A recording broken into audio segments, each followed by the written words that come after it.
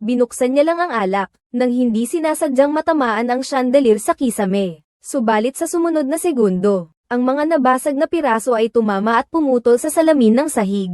At ang mga mayayamang walang kamalay-malay, ay patuloy na sumasayaw at nagsasaya sa musika. Ngunit mas nakakataon pa, na may batang naghagis ng barya mula sa bubong. Ang resulta ay kakaibang napadpad ng hangin papasok sa tubo. Sunod ay sunod-sunod na epekto.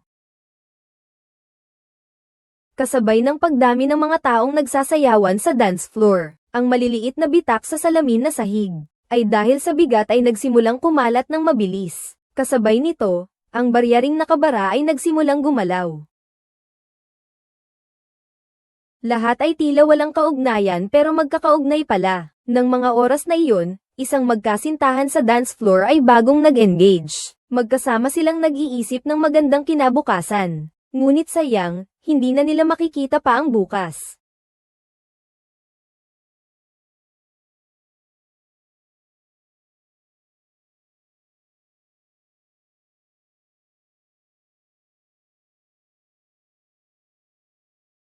Nakikita niyang malapit nang mamatay ang kanyang kasintahan. Lumingon si Alice para humingi ng tulong sa iba. Pero lahat sila ay nagsisitakas na para sa kanilang sarili. Sino naman ang makikinig sa kanya? Sa huli, nahulog pa rin ang kanyang kasintahan. Samantala, nasagasaan ng nagsisiksikan ang kusinero. At ang kumukulong mantika ay natapon sa isang taong dumadaan. Nagtatakbo siya habang may apoy sa katawan. At sa kasamaang palad, nakasagasa siya sa tumutulong gas. Sa gitna ng panganib, isang ina ang nagtulak ng kanyang anak papasok sa isang food court, at siya mismo ay nilamon ng apoy. Ang pagsabog ay sumire sa halos kalahati ng restaurant. Maraming mayayamang tao ang nasunog ng buhay. Ito ang dating pinakamagarang restaurant sa buong lungsod. Ngunit ngayon, ito na ang naging pinakamagarang libingan nila. Lahat, pababa rito. Umiwas kayo, ang mga bata muna. Akala ko nasa unahan na ang daan palabas. Ngunit paano kaya hahayaan ng kamatayan na makatakas sila ng basta-basta? Sa huli, ang batang naghahagis lang ng barya ang nakaligtas. Wala na ang hagdan. Sa taas na 10,000 talampakan, isang paraan na lang ang natitira sa kanila. Sumakay sa elevator. Pero parang may nakalimutan sila. 8 tao lang ang kaya ng elevator. Pero sa harap ng kamatayan, sino pa ang mag-iisip niyan? Lahat ay naging parang hayop na nagsisiksikan sa elevator. At si Alice sa huli ay tinulak pa ng matandang lalaki. Ngunit dumating din ang ganti sa matandang lalaki. Puno na ang elevator, wala ng espasyo. Pero nagpumilit pa ring pumasok ang matanda, at naipit siya ng husto ng pinto ng elevator. Wala na siyang anumang paraan para makatakas. Ang mga natitira ay para ng mga langgam sa kawali. Wala silang nagawa kundi maghintay ng kamatayan. Ngunit may napansin ulit si Alice na kakaiba. Kusang gumalaw ang mga gamit sa mesa.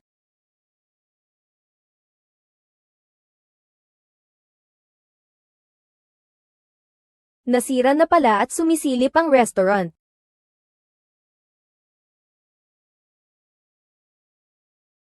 Buti na lang umakyat si Alice. Pero hindi na gaanong sumawerte ang iba.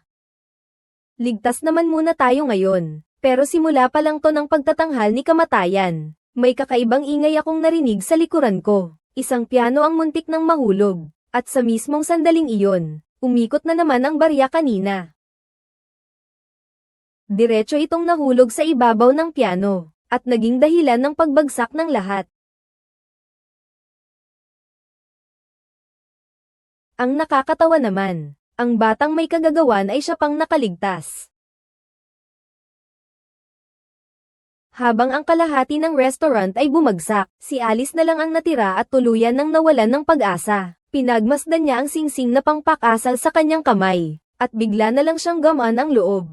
Mamamatay din naman ako. Siguro'y magkikita pa kami ng aking mapapangasawa sa langit. Ngunit ng mga sandaling iyon, sumulpot ang batang lalaki mula sa dining car. Hindi pala siya patay, kahit wala ng pag-asa. Ngunit agad na lumapit si Alice at binuhat ang bata, at tumalon bago gumuho ang kabilang bahagi ng restaurant. Ang mga nagbabagsak na labi ay bumilis, at agad na ginawang impyerno ang lupa. Ang mga daliri ni Alice ay naipit. Ang pinaka nakakapangilabot ay, nasa 10,000 talampakan silang taas. At naghihintay lamang sila ng kamatayan.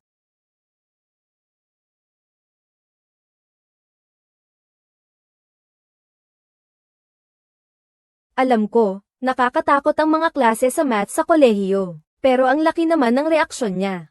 Ang babaeng nasa harapan ko ay walang iba, kundi ang apo ni Alice, si Daisy. Walang upuan. Buhay pa pala si Alice. Ang nangyari, malalaman niyo rin mamaya. At ang pinakakakaiba, gabi-gabi, ito ang paulit-ulit na panaginip ni Daisy. Pareho ang laman nito sa bawat pagtulog. Dahil sa madalas na bangungot, halos mabaliw na siya. Bumagsak din ang kanyang mga marka sa pag-aaral. Para makapasa at makapagtapos ng pag-aaral, nagdesisyon siyang alamin at wakasan ang bangungot na ito. Kaya naman, nag-absent siya at umuwi, para malaman kung ano ba talaga ang dahilan ng panaginip na iyon. Kasi kung namatay si Lola gaya ng nasa panaginip ko, tapos paano ako magkakaroon ng sarili kong pagkatao? Ang problema lang ay, ni minsan ay hindi pa nakita ni tatay si Lola. At iniwan din kami ni nanay, ni Daisy at ng kapatid ko, nang mga bata pa kami. Kaya naman nagalit si tatay, at itinapon ang lahat ng gamit ni nanay. Kaya naman wala kaming mahanap na bakas ng lola sa bahay. Kaya pumunta sina Daisy at ang kanyang kapatid sa bahay ng kanyang tito. Nung una, masayang sinalubong siya ng kanyang tito.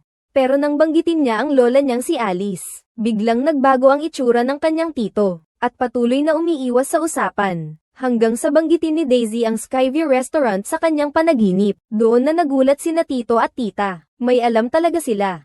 Sabi ni Daisy, gusto niya lang makita ang lola niya. At tanungin kung ano ang ibig sabihin ng mga bangungot na iyon. Pero sabi ng tito niya, baliw daw ang lola niya. At siya raw ang dahilan kung bakit umalis ang nanay niya. Sa huli, dahil sa paulit-ulit na pagtatanong ni Daisy, nagsabi rin ang tito niya ng ilang bagay. Sabi niya, simula nang mamatay ang ama niya, bigla na lang naging baliw ang nanay ko. Hindi lang kami ikinulong sa bahay at hindi pinayagang lumabas. Nagsimulang mag-aral pa ng kung ano-anong kakaiba at nakakatakot na paraan ng pagkamatay. Hanggang sa nalaman ng paaralan at nagsumbong sa pulis. Doon lang kumilos ang gobyerno at dinala kami. Pero kahit na ganun, nakontak pa rin kami ng nanay ko sa pamamagitan ng adoption center. Pati nga nung may kanya-kanya na kaming pamilya at anak, nagpadala siya ng iba't ibang nakakatakot na sulat. May mga nakapangingilabot na litrato ng bangkay pa nga sa mga sulat. Kaya naman lumipat dito ang magkapatid kasama ang kanilang pamilya, para makaiwas sa pananakot ng kanilang ina. Pagkarinig ni Daisy, gusto niyang makita ang mga sulat na iyon. Pero pinigilan siya ng kanyang tito at sinabing huwag na lang. Baliw at delikado ang kanilang lola. Mas mabuting lumayo na lang sa kanya. Dahil dito,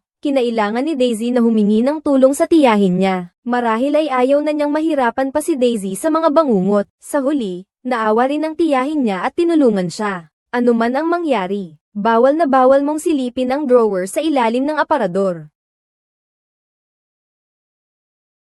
Sa tulong ng tiyahin niya, matagumpay na nahanap ni Daisy ang mga sulat na pinadala ng lola niya. At gaya ng inaasahan, ang background ng litratong magkasama sina lolo at lola ay ang Tianjin Restaurant, kaya agad siyang nagmaneho papunta sa tirahan ng lola niya. Pagkatapos makalampas sa sunod-sunod na kagubatan, sa wakas ay nakarating siya sa sangandaan patungo sa bahay ng lola niya, at ang nakasabit na karatula sa puno na nagbabawal pumasok, ay nagpapahiwatig na may mamamatay sa biyaheng ito. Ang lola niya ay nakatira sa isang lugar na parang junk shop, maraming matutulis na tulos ang nakatanim sa may pintuan. Nandito ako para kay Alice Campbell. Hindi mo ba nakita ang babala? Nakita ko, pero umalis ka na. Bawal ang pagpasok dito. Apunin niyo po ako. Pagkatapos malaman ang pagkatao ni Daisy, pinayagan na siya ni Alice na makapasok, ngunit mas nakakakilabot naman ang nasa loob ng bakuran. Puno ito ng mga matutulis na tulos na kahawig ng mga. Ang buong bakuran ay para ng isang kubo sa mundo ng katapusan ng panahon. Dahan-dahan kayong pumasok. Isara ninyo ang pinto. Dali-dali, dali-dali. Naging maingat si Alice sa una, ngunit nang makita niya ang itsura ni Daisy, marahil ay dahil sa ugnayan ng dugo, nakita niya sa kay Daisy ang anino ng kanyang anak na babae, kaya agad na nawala ang kanyang pag-aalala. Pagkatapos ay ipinaliwanag ni Daisy ang kanyang pakay. Tungkol iyon sa mga hindi inaasahang pangyayari sa Tianjin restaurant. Nanlaki ang mga mata ni Alice nang marinig iyon. Dahil hindi lang ito isang bangungot para kay Daisy, kundi ito rin ang totoong karanasan niya noon. Orihinal, bago pa mangyari ang aksidente. Naramdaman na ni Alice sa kanyang isipan ang lahat, habang pinapanood ang kanyang kasintahan na lumuhod at humihingi ng kamay. Eksakto sa kanyang premonition. Agad niyang napagtanto na hindi ito isang ilusyon. Lahat ay malapit ng mamatay. Barya. Sa sobrang delikado ng sitwasyon, agad na sinugod ni Alice ang batang naghahagis ng barya. Walang ano-ano'y pilit niyang kinuha ang barya mula sa kamay nito. Kasunod noon ay narinig na naman niya ang pag-awit sa baba. Kaya naman agad siyang tumakbo pababa. Nakita niyang lumalaki na ang mga bitak sa sahig. Dali-daling umakyat si Alice at kinuha ang mikropono. Agad na umalis ang lahat sa dance floor. Malapit nang mabasag ang salamin sa sahig. Nung una ay hindi sila naniniwala. Akala nila ay si Alice ay nanggugulo lang. Ngunit nang sila'y tumingin pababa ay natuklasan nila na ang sahig na salamin ay may malaking bitak nga, dahil naistorbo ni Alice ang plano ng kamatayan. Kaya ang mga dapat na mamatay ay nabuhay. Kaya nitong mga nakaraang dekada, isa-isa nang pinatay ng kamatayan ang mga taong iyon na nakaligtas.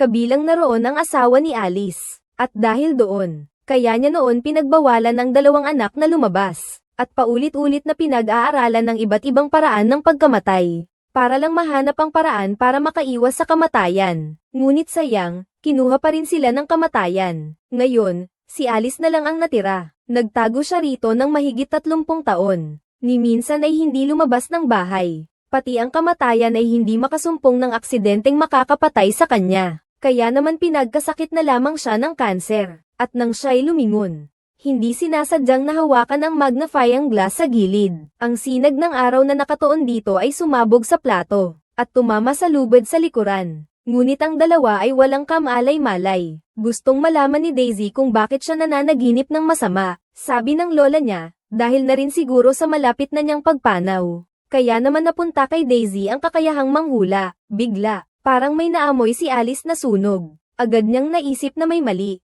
Nakita kita. Hayop ka. Sinong kausap mo? Ang kamatayan. Akala niya, kung dumating ka, mawawala ang aking konsentrasyon. Ngunit hindi niya tinanggal ang tali, kaya naman, hindi sinasadyang naitanim na ang buto ng pagtatapos. Pagkatapos, inilabas ni Alice ang kanyang notebook. Nakasulat doon ang mga resulta ng kanyang pag-aaral sa mga nakaraang taon. Makakatulong ito kay Daisy para makapaghanda sa pagdating ng kamatayan. Ngunit halatang ikinagulat iyon ni Daisy. Hindi siya naniniwala sa kamatayan. At ayaw na ayaw niyang mamatay ng bata pa siya. Kaya naman dali-dali siyang nagpaalam na aalis na siya roon. Pero bago siya umalis, binigyan siya ng lola niya ng babala. Hindi mo pa ba naiintindihan? Lahat kami sa angkan namin ay mamamatay din. Hindi. Siguro nagkakamali lang ako. Wala lang siguro yung panaginip ko. Natakot si Daisy at lumingon para tumakas. Nakita ito ng lola niya at nais sana siyang habulin. Ngunit, bigla na lamang.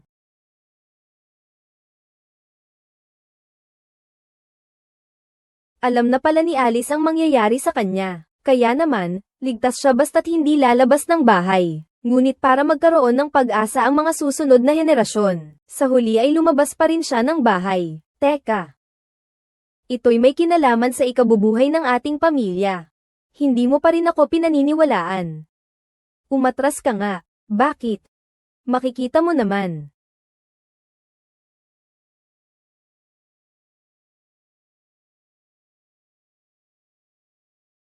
Pagkatapos, nagkaroon ng libing ang pamilya para kay Alice. Matapos niyang makita mismo, sa kanyang mga mata, paniwalaan na ni Daisy ang lahat ng sinabi ng kanyang lola. Samantala, dumating na rin ang ina nilang 10 taon nang nawawala, pero ayaw siyang makita ni Daisy. Iniwan kasi sila nito noong mga bata pa sila ng kapatid niya. Kaya naman nag-isang umuwi siya at nagsimula ng mag-imbestiga. Pati ang dating kaaya-ayang tunog ng mga kampanilya ay naging kakaiba sa mga oras na iyon. Samantalang sa kabilang banda, sa bahay naman ng tiyuhin niya ay ibang-iba ang sitwasyon. Nagsimula na ang barbecue party ng lahat sa likod bahay. Kaso nga lang, may isa na palang nakaagaw ng atensyon ni kamatayan sa kanila. Habang naglalagay ng baso ang bata, may nabasag siyang isang basong salamin.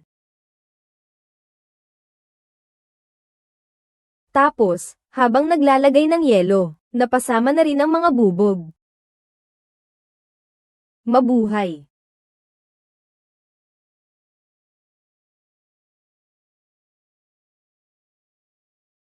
Ayos ka lang ba? Nako, may insekto sa loob. Idagdag na lang natin sa protina. Mabuti naman at maling alarma lang pala. Pero si Daisy naman ay nakaramdam ng panganib.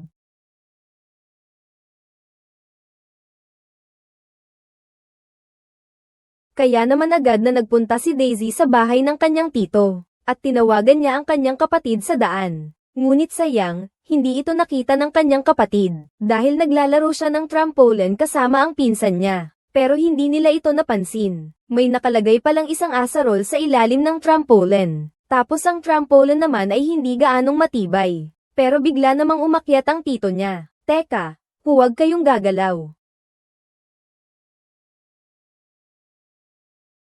Ang galing, tita. Pero hindi nila alam na, bahagi rin ito ng plano ng kamatayan. Sa huli, ang pagtapak sa matulis na bagay ay pagkasugat lamang. Ang tunay na palabas ay nasa hulihan pa.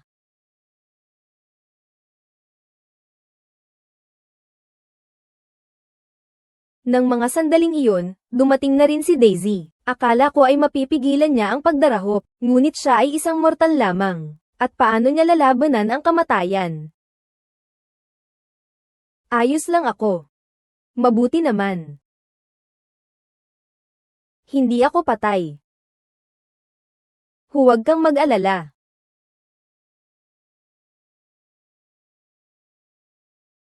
Sa loob lang ng isang araw, dalawang mahal sa buhay nila ang pumanaw. Pagkatapos ng libing, agad na sinabi ni Daisy sa kanyang pamilya ang tungkol sa lola niya. Noon dahil sa pagkialam ng lola niya, pinabubuhay niya ang mga dapat nang mamatay. At pagkatapos noon, nagkaanak pa sila. Kaya naman isa-isa silang kailangang kunin ng kamatayan. Pinapapatay niya sila ng paisa-isa dahil sa mga aksidente. Dahil hindi naman sila dapat nagkaanak, susundin ng kamatayan ng gulang nila sa pagkuha sa kanila. Pero dahil napakarami nila, ilang taon din ang ginugol ng kamatayan bago niya naabutan si Alice. Ngunit si Alice ay naunang nagtago sa maliit na kubo sa kagubatan. Basta't hindi siya mamamatay, hindi pa masasaktan ang kanyang mga anak. Kaya naman sa loob ng 30 taon, ang magkapatid at ang kanilang mga pamilya ay nanatiling ligtas. Ginamit ni Alice ang kanyang mortal na katawan upang labanan ang kamatayan ng mahigit 30 taon. Hanggang sa kanyang kamatayan, siya ay nanatiling isang walang kwentang ina sa mga mata ng kanyang mga anak.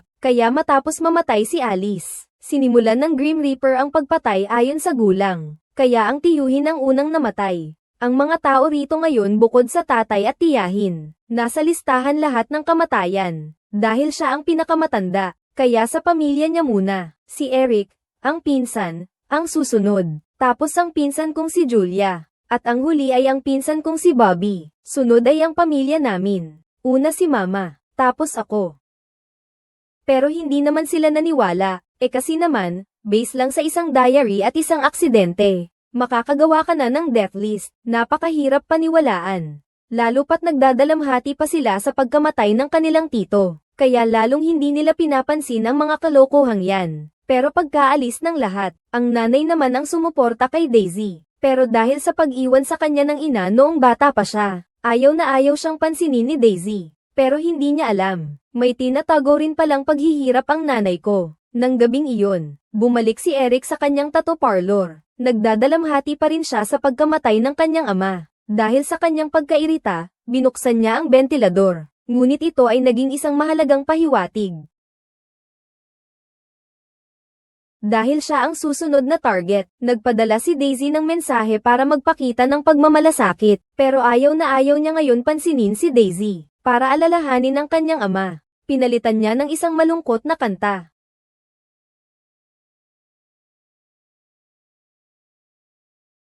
At kinuha pa ang gamit sa pagtatato. Inukit niya sa kanyang kamay ang pangalan ng kanyang ama. Ngunit habang nalulubog siya sa kalungkutan, ang pag-uga ng speaker ay hindi sinasadyang natamba ang figurine. Nakarinig ng ingay, si Eric ay pumunta upang tingnan. Naitamba naman pala niya nang hindi sinasadya ang disinfectant sa gilid. At kasabay noon, unti-unting lumuluwag ang kadena sa kisame, malapit ng tamaan ng blades ng bentilador.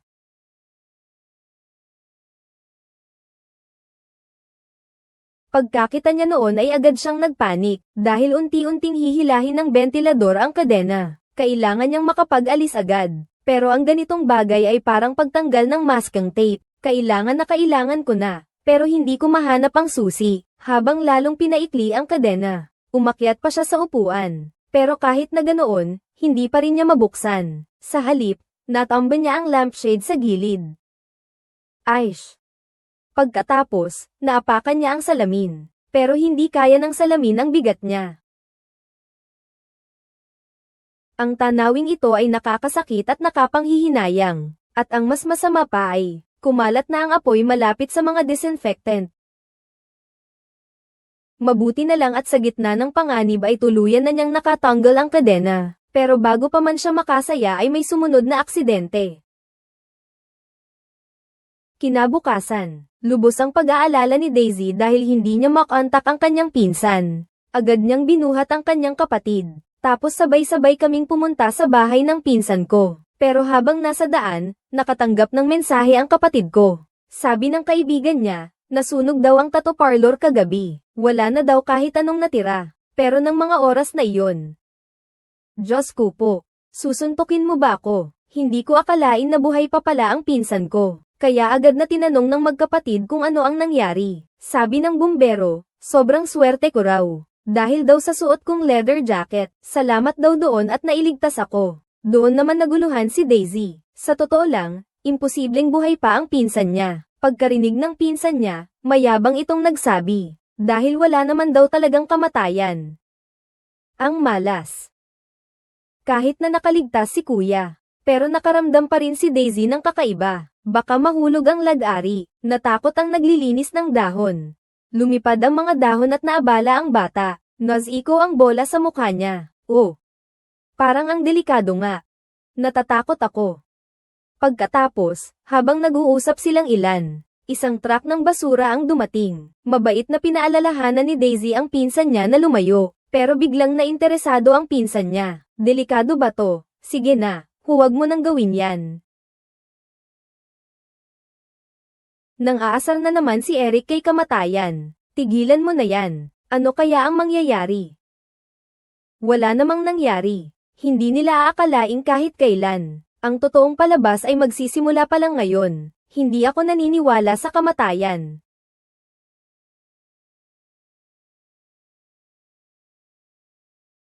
Agad na hinabol ng tatlo. Doon lang sila nagsimulang mataranta, dahil kinukumpres ng truck ng basura pagkatapos nitong mangolekta. Konti na lang ang oras na natitira sa kanila. Nagtataka ka ba ngayon, kung bakit hindi napansin ng driver na hinahabol sila? May akda, mag-like para makita ang lyrics. Nakikinig ng kanta at nagtitingin ng magagandang babae habang nagtatrabaho. Sino kaya sa inyo ang nakarelate? Mag-comment kayo. Mabuti na lang at nakapasok na si Daisy sa ibabaw ng truck, pero sa mga oras na iyon, lalong humihigpit ang pagkakakompress. Konti na lang ang natitirang espasyo. Nakita iyon ng dalawa kaya hamarang sila sa harap ng truck ng basura. Doon lang napansin ng driver at huminto, ngunit nakagawa pa sila ng hindi inaasahang pagkakamali.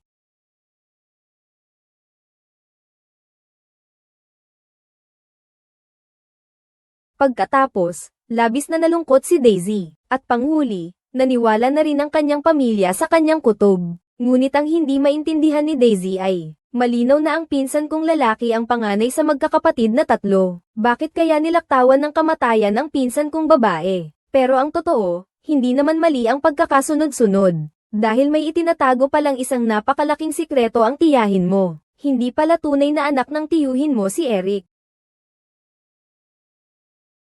Anong ibig mong sabihin? Nag-cheat ka ba? Noong panahong iyon, may problema ang relasyon namin ng tatay mo. How Guifen, ang tapang mo naman. Sino ba ang tunay kong ama? Si Mang Kanor sa tabi.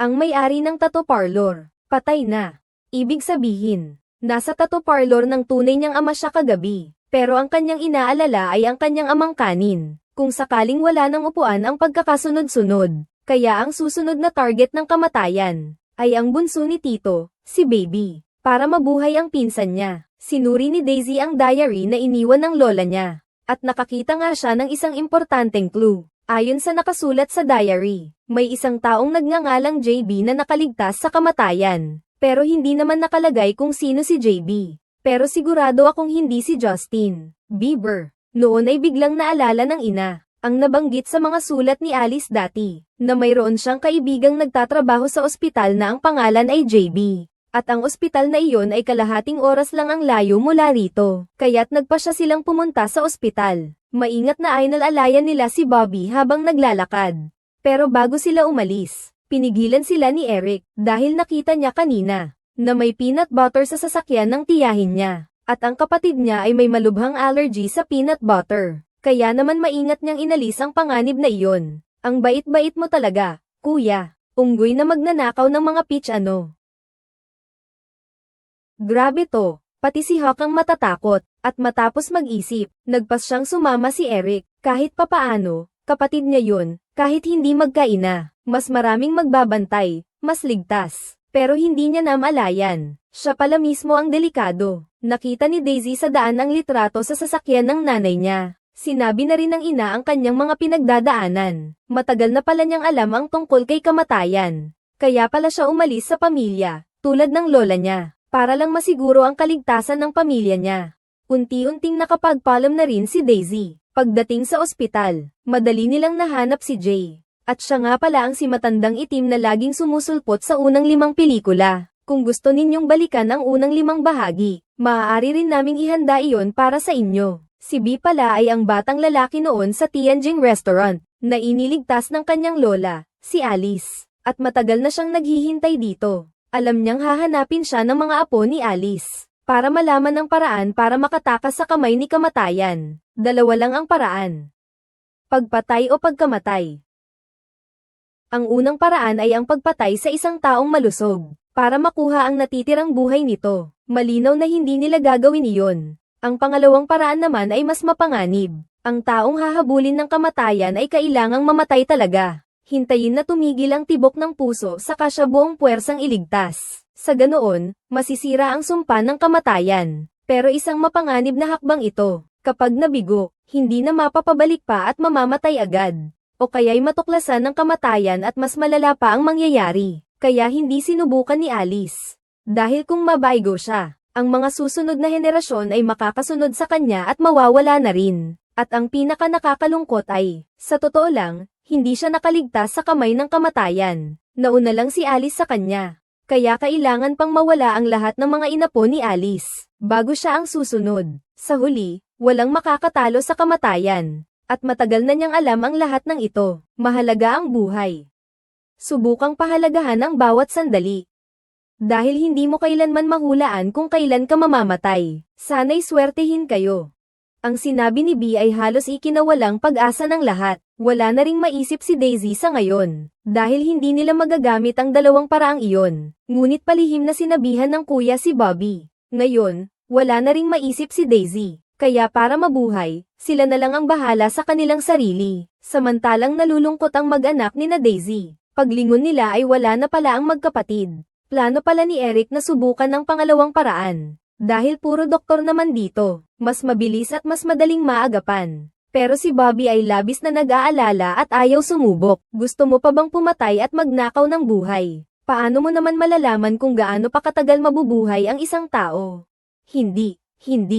Hinding-hindi, bawal hawakan ang baby. Kaya base sa sitwasyon ngayon, ang pagkabuhay muli na lang ang tanging paraan. Kaya naman sinimulan na ng dalawang itong matatalino ang kanilang plano para sa kapahamakan. Dumating sila sa harapan ng vending machine. At balak bumili ng isang pakete ng peanut butter crackers. Para mamatay si Bobby dahil sa allergy niya sa peanut. Hindi kayo nagkakamali. May mani talaga ang peanut cookies nila. Di tulad ng iba.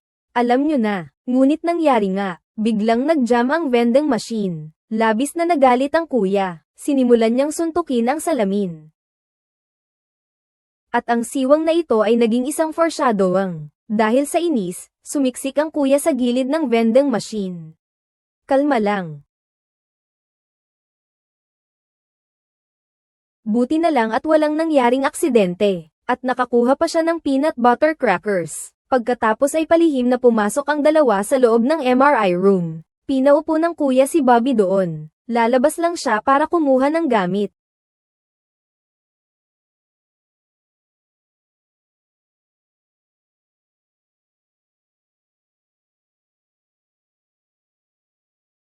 Huwag kang matakot, hindi pa patay. Nang mga sandaling iyon, halos mabaliw na sa pag-aalala sina Daisy at ang dalawa pa. Hinahanap nila sa buong ospital ang magkapatid, at nakita na rin ni Eric ang kanyang kailangan, isang wheelchair. Nang malapit nang mamatay ang nakababata niyang kapatid dahil sa allergy, agad niya itong itinulak papunta sa emergency room, para masiguro ang tagumpay ng plano. Kinumpiska pa niya ang epinephrine na pampigil sana sa pagkamatay ng kapatid niya. Pagkatapos ay kumain si Bobby ng peanut butter crackers. Wala pang 3 segundo ang lumipas. Nagsimula na siyang mahirapang huminga dahil sa allergy. Dahil sa likas na pagnanais na mabuhay, sinubukan niyang agawin ang epinephrine. Pero habang nag-aagawan ang magkapatid, patuloy na tumitindi ang lakas ng magnetic resonance imaging machine. At umabot ito sa pinakamataas na lakas ng magnetic field. Sa susunod na segundo, ang cellphone ni Eric ay nasipsip ng makina. At nagkataong nabangga ang button kaya nawala ang limitasyon sa lakas, dahilan para patuloy na tumaas ang lakas ng pagsipsip ng magnet.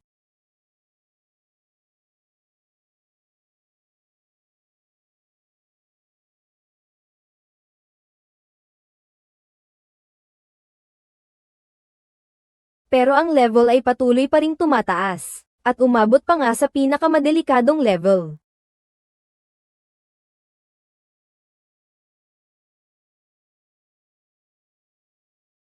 Pati na ang mga metal sa labas ng bahay ay nasisipsip na rin. Ang mga nurse ay natulala na lang sa takot, pero si Bobby, mas malas pa ang kapalaran. Para siyang namatay ng buhay. Nasa kamay pa kasi ng kuya niya ang adrenaline, pero buti na lang at nakuha niya rin sa huli.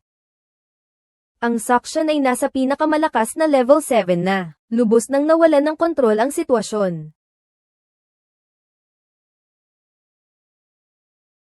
Hindi ka pa ba patay? Hindi pa. Agad na naaga ng mga sigaw ang atensyon nilang tatlo. Ngunit huli na ang lahat, tulad ng sinabi ni JB kanina. Kahit walang dugot laman sina Eric at ang tiyuhin niya, nadiskubre ang pagpigil niya sa pagkuha ng buhay ng kamatayan. Kaya naman mas malala ang kamatayan na kanyang sasapitin. Sinabi ng ina na hindi sila pwedeng manatili rito at maghintay na lamang. Ngunit wala nang ligtas na mapupuntahan ngayon. Naisip ni Daisy ang maliit na bahay ng kanyang lola. Doon siya nanirahan ng mahigit 30 taon. Doon ang pinaka-safe na lugar sa ngayon. Doon na ba tayo habang buhay na makukulong? Hindi kayo. Ako. Nagpas siyang magtago ang ina sa maliit na bahay. Tulad ng kanyang ina na si Alice. Basta't buhay pa ako, hindi magagawa ng kamatayan na mahawakan ang magkapatid. Pero siya ang susunod na target, kaya imposibleng makarating siya ng ligtas sa kubo. Kaya naman nagdesisyon ng magkapatid na samahan ang ina nila. Baka sakaling makatulong pa ang kutob ni Daisy. Pero habang nagyayakapan ng mag-ina, nalaglag ang barya sa notebook. At ito ang barya na nasa Skyview Restaurant. Ninagaw ni Alice sa batang pasaway. At saka pa lang nila pinaandar ang sasakyan. At halos masagasaan na sila agad. Dapat ikaw ang magmaneho, wala nang upuan. Pagkaalis pa lang nila, ay dinampot na iyon ng isang matandang babae. At ito rin ang naging foreshadowing sa huli. Kaya nga, nang magpalit na kami ng driver, ay ligtas namang nakarating ang sasakyan sa labas ng bakuran ng lola ko. Pero yung biglang naputol na kawad, at ang mga matutulis na bakal sa buong bakuran, parang nagbabala na huwag kaming papasok. Sisimulan ko na. Dapat maghanap na tayo ng ibang paraan para makapasok ka. At malapit na tayo sa tagumpay. Nagdesisyon si Daisy na isugal ang lahat. Pinadyak niya ng malakas ang gas. Diretso niyang binangga ang pinto at pumasok. Pero dahil sa sobrang bilis, nagkaroon pa rin ng aksidente. Anong nangyari? Nakitang sayang ang oras. Pinapasok ni Daisy kaagad ang kanyang ina sa loob ng bahay. Basta't mabuhay ang ina niya, ayos lang sa kanya ang mangyari. Pero ang hindi nila inaasahan, ang lubad na nasunog noon ay naging isang pahiwatig, at pati na ang mga nagliparang sparks mula sa mga cable sa bubong. Nang buksan ng ina ang pinto, akala nila'y nagtagumpay na sila, ngunit hindi pala. Yuko. Dahil sa mga sparks na nagsindi sa gas, dinapuan ng malakas na pagsabog ang sasakyan at tumilapon ito sa isang latian. Ang driver's seat ay tuluyang nalubog sa tubig. Ang dapat sanang pananggalang na seatbelt ay naging sanhi pa ng kapahamakan. Kasabay nito'y naipit din ang nakababatang kapatid sa mabibigat na kahoy. Habang ang poste ng kuryente sa gilid ay tila babagsak na, mukhang balak ng kamatayan na patayin silang tatlo. Ngunit sa gitna ng panganib, nagpilit bumangon ang ina. Ang kalahati ng mukha niya ay nasira na ng pagsabog. Ngunit kahit na ganoon, bilang ina ay kinagat niya ang kanyang labi at ginawa ang lahat ng makakaya niya. At sa huli ay nagtagumpay na may ahon ng anak niya sa ilalim ng kahoy. Huwag mo nang isipin yun, ililigtas ko ang ate mo. Basta't buhay pa ako, siya. Hindi na nakapagdalamhati pa ang nakababatang kapatid. Kailangan niyang iligtas kaagad ang ate niya. Matapos mamatay ang ina, siya naman ang susunod. At ng mga oras na iyon, si Daisy ay halos hindi na makahinga. Nakita iyon ng kanyang kapatid kaya dali-dali itong naghanap ng kutsilyo. Pagkatapos ay agad na pinutol ang seatbelt, ngunit si Daisy ay tumigil na sa pagpupumiglas. Hindi. Mabuti na lang at hindi sumuko ang kanyang kapatid sa pagsagip sa kanya. Ito lang ang nakapagligtas kay Daisy mula sa kapahamakan. Huminga ng malalim. Ayos ka na. Namatay ka tapos binuhay kita ulit. Nasira mo na ang sumpa. Si Mama. Nilinis niya tayo. Pero ligtas na ba talaga tayo? Pagkatapos nito, tunay ngang nakapag-enjoy sila ng ilang buwang katahimikan, at unti-unting nakabangon sa pagkawala ng kanilang mahal sa buhay, hanggang sa araw ng pagtatapos ng pag-aaral ng nakababatang kapatid sa high school. Hindi ka ba namatay? Oo. Nang mga oras na iyon sa kabilang kalye, sa isang karinderya, isang matandang babae ang naghahanda ng magbayad para sa isang basong lemonada. Ngunit ng mga sandaling iyon, nahulog ulit yung barya na napulot niya. At kung ano ang mangyayari, hindi ko na kailangang ipaliwanag pa. Samantala, sa pamilya naman ni Daisy, hindi pa nila alam ang panganib na paparating. Narinig kong iniligtas ka ng kapatid mo. Oo, siya nga, siya ang nagpabalik sa akin sa buhay. Hindi naman ganoon ka eksaherada. Ano? Pansamantalang nawalan ka lang ng malay. Hindi naman tumigil ang puso mo, kaya hindi mo masasabing namatay ka. Doon lang nila napagtanto ng magkapatid ang kakaiba. Pero huli na ang lahat, isang tren ang mabilis na papalapit sa kanila.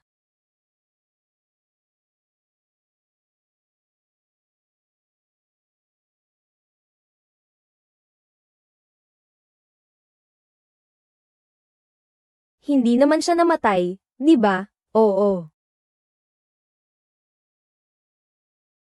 Sa wakas, nakuha na ang MV ng barya, at dito na rin nagtatapos ang pelikula. Kung gusto ninyong balikan kasama si Kuma ang 5 naunang pelikula, mag-iwan po kayo ng komento at mag-like. Hanggang dito na lang ang kwento natin ngayon. Magkita-kita tayo sa susunod.